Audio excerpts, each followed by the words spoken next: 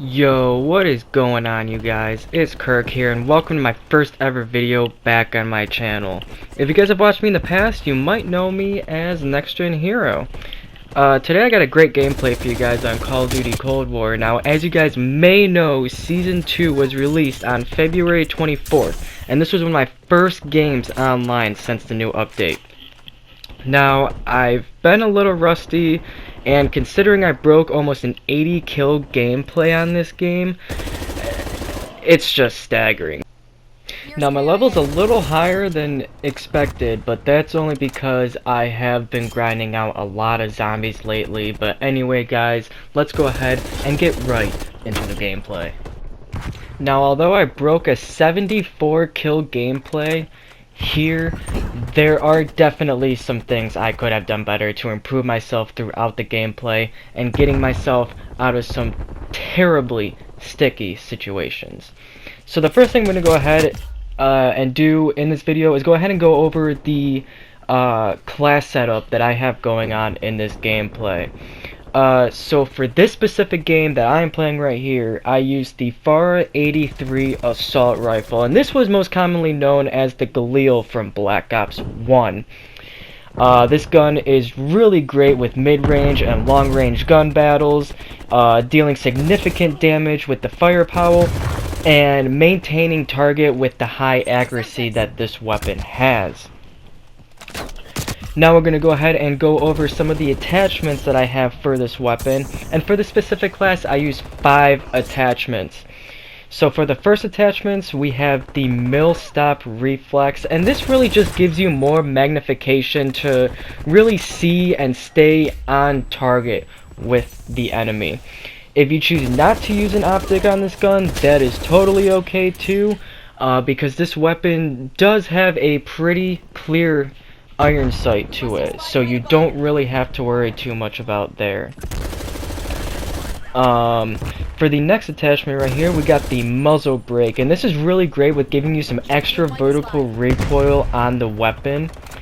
Another great attachment would also be the Bruiser Suppressor, giving you that muscle flash concealment so you can kill your enemies with a silenced weapon, and it'll also increase your vertical recoil control. Now keep in mind, the Bruiser Suppressor will decrease your effective damage range and your bullet velocity, so you just want to keep that in mind and make sure that your other attachments will support the Bruiser Suppressor, giving you enough recoil and all that effective damage range to make your gun more powerful.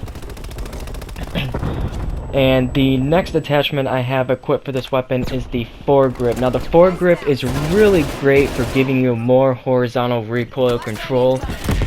Now, if you wanted to, if your gun's a level 33 or higher, I suggest applying the Bruiser Grip, and this will increase your movement speed, sprint moving speed, shooting movement speed, and your aim walking speed.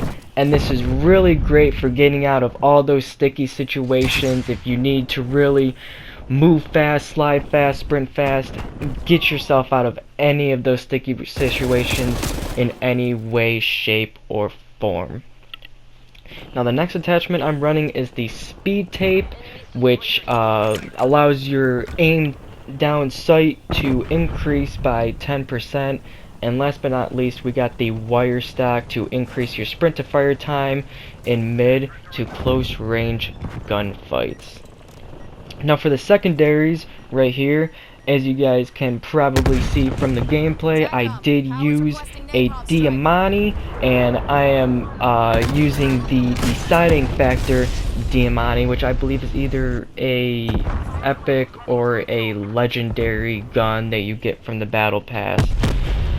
The tactical I'm using is a Stim Shot, which you can use to increase your health faster.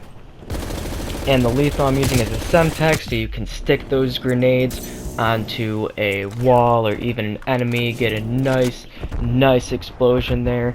And last but not least, we're using the field mic, so we can set it down and we can potentially watch for enemies that can be getting into our range.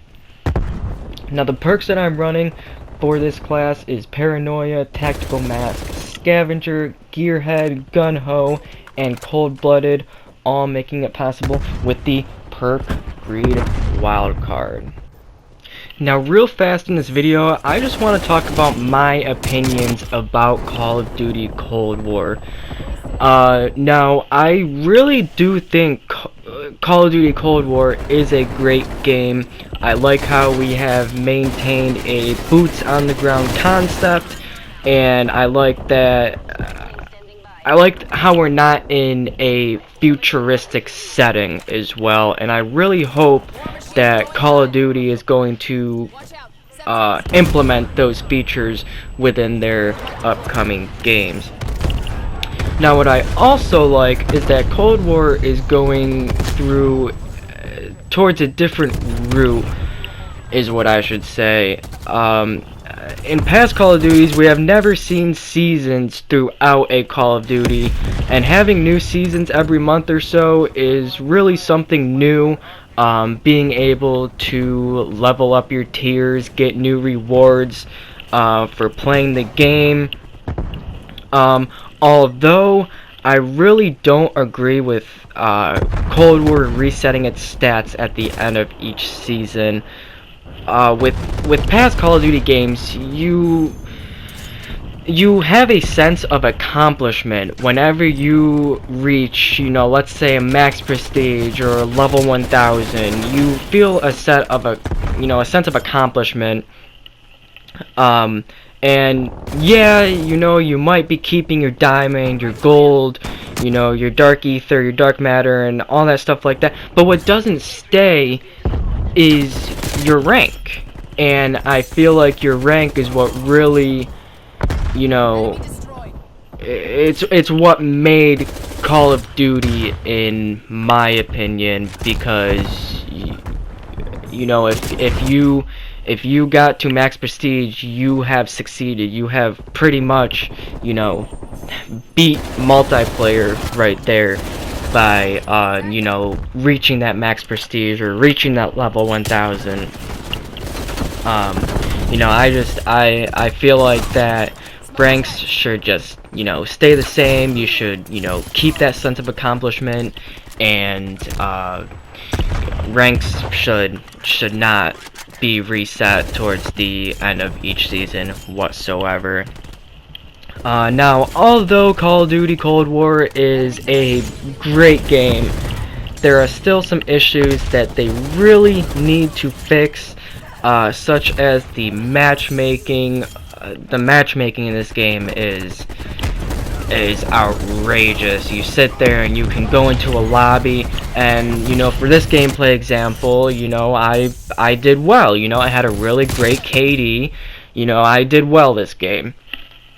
Now, say you did well, the next game, you're possibly going to get shit on that game. They recognize, hey, you did very well this game, now we gotta put you with some people at your own level, and then at that case, you pretty much don't have a chance. You're not moving out of spawn, you're not doing anything. Another thing that they really need to fix is the spawns. Spawns on especially Nuketown is just absolutely outrageous. Enemies spawning behind you, in front of you, left and right. It's just, it's fucking whack. And another thing that they need to do is they need to focus on the nerfing and the buffing of weapons. I don't remember, I don't think we've gotten a nerf or a buff pretty much since the game has came out. Correct me if I'm wrong. Correct me if there was, a recent update that I don't know about or anything like that. But they need to, fix their weapons 100%. And, not fixing these problems within a game that people really want to enjoy.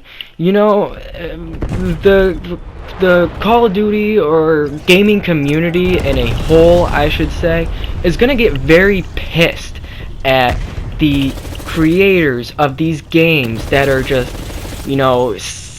releasing them pretty much half-assed with all these problems that they need to fix.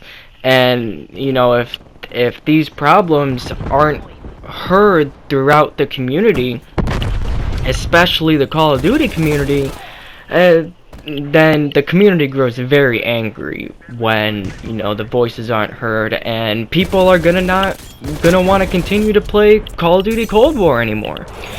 So guys, I really hope you enjoyed the video, and please let me know your guys' opinion on Cold War. What are some things that Treyarch kind of prove on? What are the things that they have done well?